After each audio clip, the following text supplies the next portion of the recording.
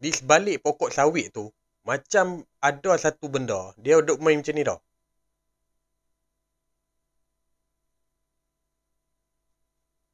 Walaupun dalam ketika malam gelap gelita, memang mereka nampak walaupun dalam keadaan yang samak-samak. Bila mereka perhati betul-betul kan,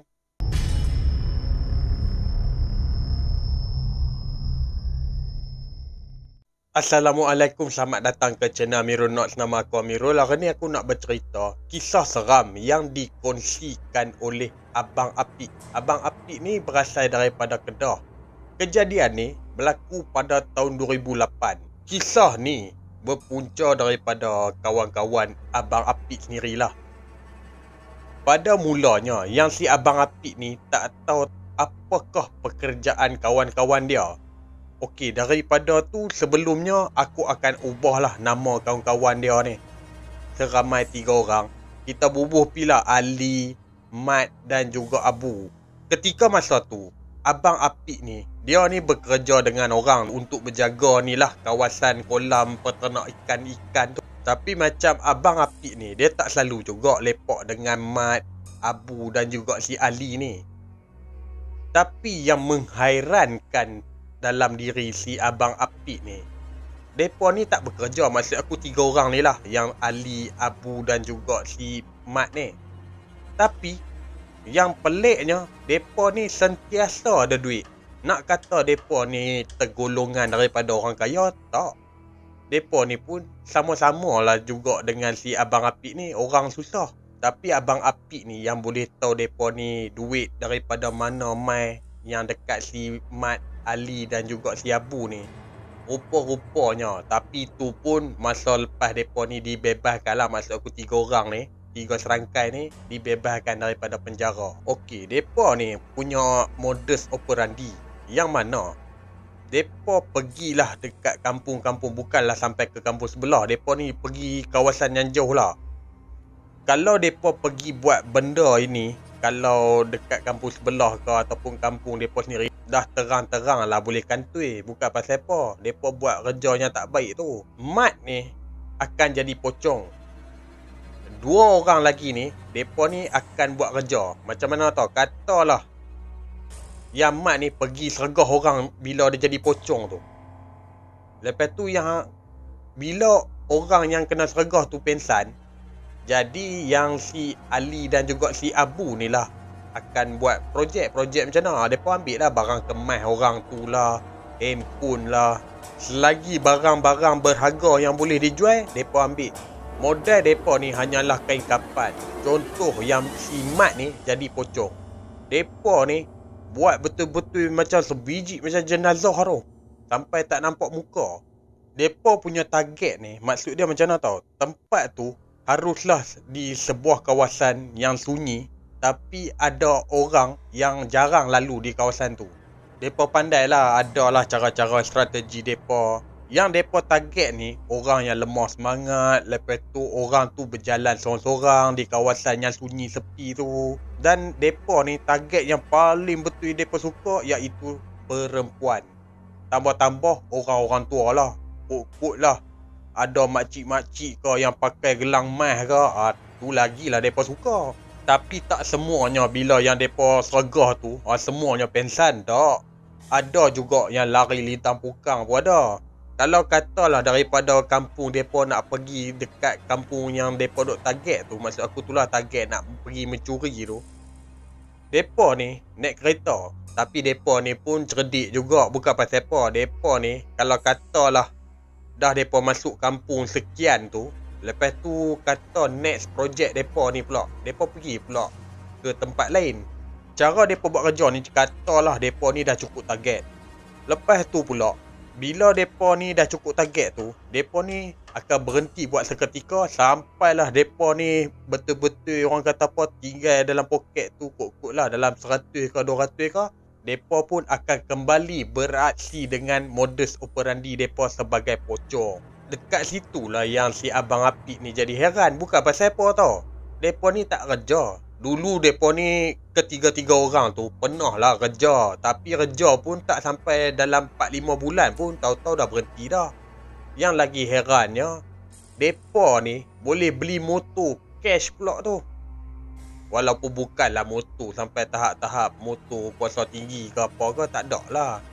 Tapi motor baru dengan telefon baru lah, katalah dekat iklan TV ketika zaman tu, handphone ni tengah panas. Jadi depa tiga-tiga ni beli. Dekat situ yang si Abang Apik ni jadi pelik dengan depa ni. Depa ni tak kerja, duit mai daripada mana. Okey, satu hari depa ni pergilah masuk di sebuah kampung tau. Sebelum yang si Mat ni nak jadi pocong, depa ni pergi parking kereta depa ni dekat di sebuah kawasan ladang sawit tau. Masa duk tengah nak menguruskan si Mat ni, maksud aku tu lah nak jadikan Mat ni sebagai pocong, depa ni duk tengah prepare ni, duk tengah duk bungkus si Mat ni. Tahu-tahu depa jumpa pocong yang sungguh. Yang si Ali ni lah dia perasan tau. Dia kata apa benda tau dekat si Abu dan juga si Mat. Mat, aku rasa dekat kawasan ni ada orang ke? Bila depa tiga orang ni pandanglah salah satu pokok sawit tu, mula-mula depa syok mungkin orang. Di sebalik pokok sawit tu macam ada satu benda. Dia duduk main macam ni tau.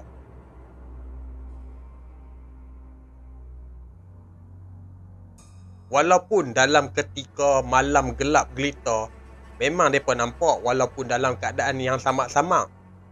Bila mereka perhati betul-betul kan, pocong. Tapi ialah sebab mereka ni nampak daripada jarak yang jauh. Muka pocong tu hitam legam, tak nampak mana mata, mana hidung, mana mulut. Mereka bertiga ni batalkan projek mereka tu. Mereka masuklah kereta terus balik ke rumah. Yang si Abu ni lah mengalami demam selama seminggu. Elok-elok depa ni duk tengah prepare yang si Mat ni jadi pocong, tahu-tahu jumpa pocong yang sungguh. Setelah seminggu kemudian, salah seorang daripada kawan depa yang mana demam tu, depa ni kembali lagi operasi. Tapi itu pun lepas dalam 2 bulan kemudian, depa ni kantoi. Yang depa ni boleh kantoi ni, satu hari tu depa pergi sergah satu orang tua.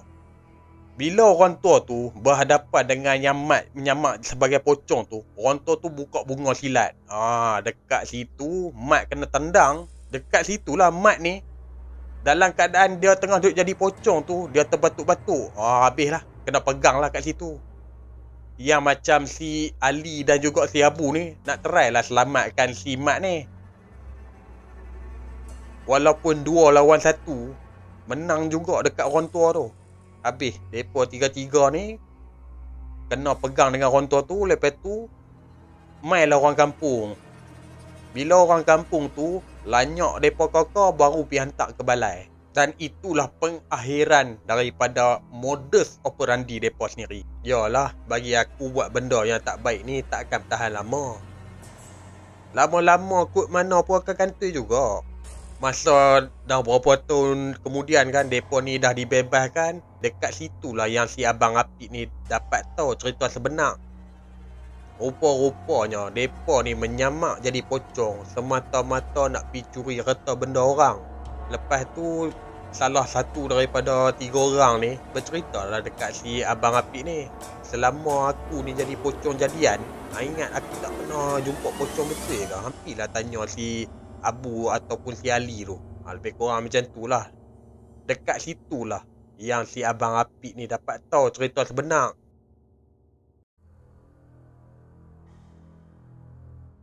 Okey, daripada cerita ni ada mesej-mesej yang penting lah kita perlu ambil. Kita jadikan benda baik ni sebagai teladan, yang tak baik tu kita jadikan sepadan. Dalam cerita ni, kerja-kerja mencuri ataupun merompak apa semua ni tak elok lah. Bukan pasal apa tau, kita ambil hak orang. Lepas tu pula kena orang yang kita pergi ambil barang dia tu, kena pula dia ni tak halalkan dunia dan akhirat. Kita pula lah nak kena menjawab di akhirat kelak. Jangan kita sangkakan di muka bumi ni saja boleh bankrupt, boleh muflis. Di akhirat juga ada erti muflis tu. Yang bab jadi pocong tu pula bagi aku pun tak elok juga. Yang pasal apa tau, sebab tu aku tak suka tau benda-benda prank-prank ni, aku tak minat. Dia bukan pasal apa tau, kita tak tahu orang tu kot-kot ada penyakit jantung ke, kena kita pergi sergah jadi pocong ke, kita pergi prank jadi pontianak ke apa ke. Tak pasal-pasal orang tu meninggal dekat situ buta-buta. Sudah. Kalau boleh kita elok lah benda-benda macam ni. Nak melawak pun boleh, tak salah.